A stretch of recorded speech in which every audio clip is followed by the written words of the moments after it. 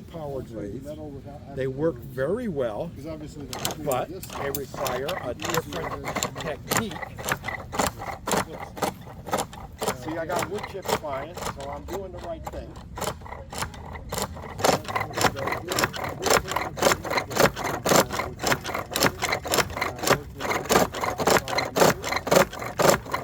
Definitely.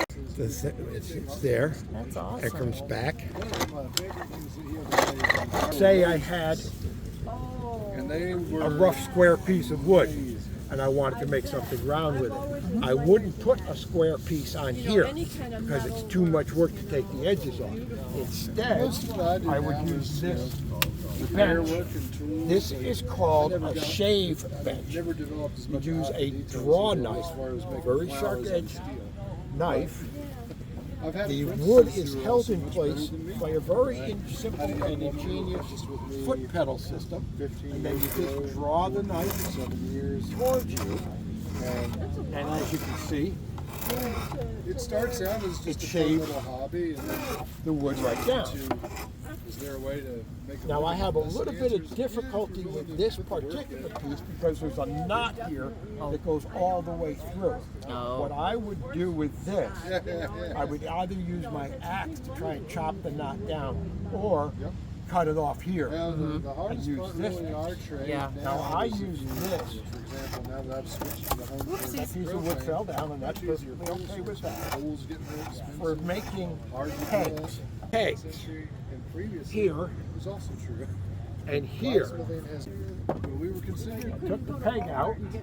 Right. I'm going to knock this board out. Could if we You had to have somebody in town that could do this. You have a beam like this, vertical. One thing to keep in mind. You've got to put a beam across to make the frame. You would take another piece of wood, a big 8-inch by 8-inch beam like this. You would scratch lines on it. Use your handsaw to cut away until you got a ton of wood. Same thing in the Goes in, so honestly, called you a can get a tenon, store. goes in a hole called a mortise, much like a mortar. You drive that in. The labor in the 18th century. Oh, that's nice. It's together. Yeah. But as the wood dries and shifts and weather changes, that joint can come loose.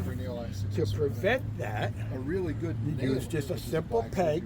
You have a simple auger. Would only take his nail out of the forge one This type.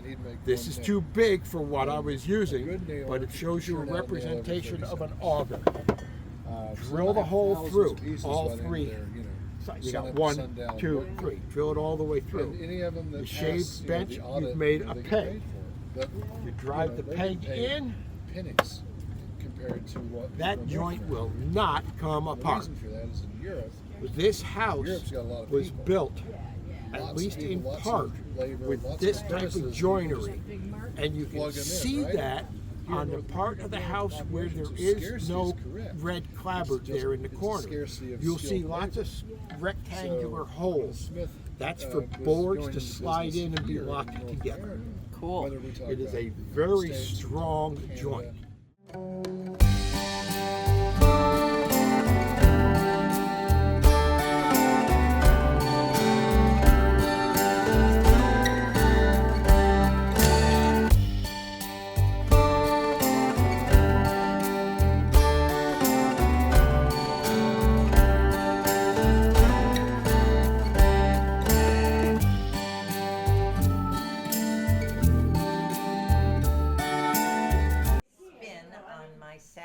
wheel, I need to start. The easiest way to start is to use a piece of string that you've woven before and tie it with a knot onto your bobbin. Okay, and then you put it through here. If I were to try and tie this to the bobbin, it wouldn't stay. So this is like a teaser, you know, and it can start my yarn. So I'm going to take my wool here, and I'm just going to kind of twist it around this little starter string, which is going to allow me to start pulling this apart, and the wheel is going to Cause I remember my mother making these.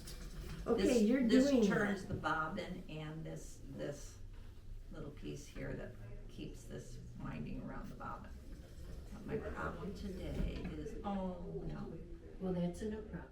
I like the colors in it. And I'm gonna go through here, It's not. and then it's best if you leave it at an angle like that, and then pull it back down.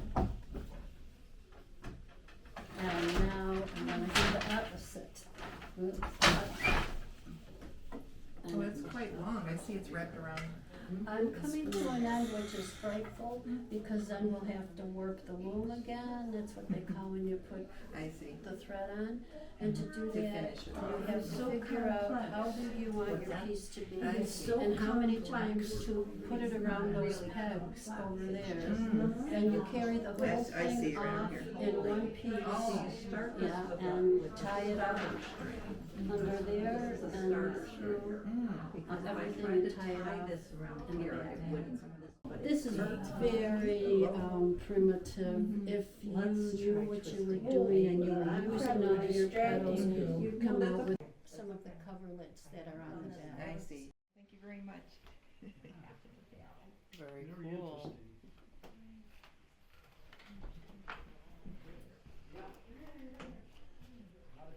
So for different materials, you would use a different. Reed Loom Company, huh?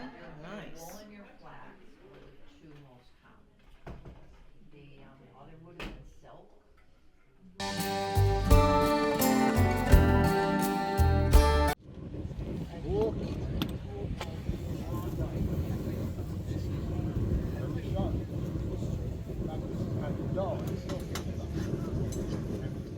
I have a much bigger setup. This is just what I've brought here for the ease of conveyance. So yeah, we have our little anvil here. The hole You would don't have been get a done lot with of an auger. insurance. You drive the handle in here. Now, as extra insurance, you would cut a slight notch there, and then take a small piece of wood and drive it in there as a wedge to take the two halves to open up so that it doesn't come off. Right. But it's the same principle. Yeah. You have the hole, Those are really bad. a mortise, And dentures and a tenon, a stick of wood, a tongue of wood sticking through it. Well, it was, yeah. And the reason why you have wooden mallets is actually very simple. Metal is expensive. Wood is plentiful. For example, on my lathe, the only nails that are holding the bracing for the pedal power and the two pieces of metal that hold the wood on centers.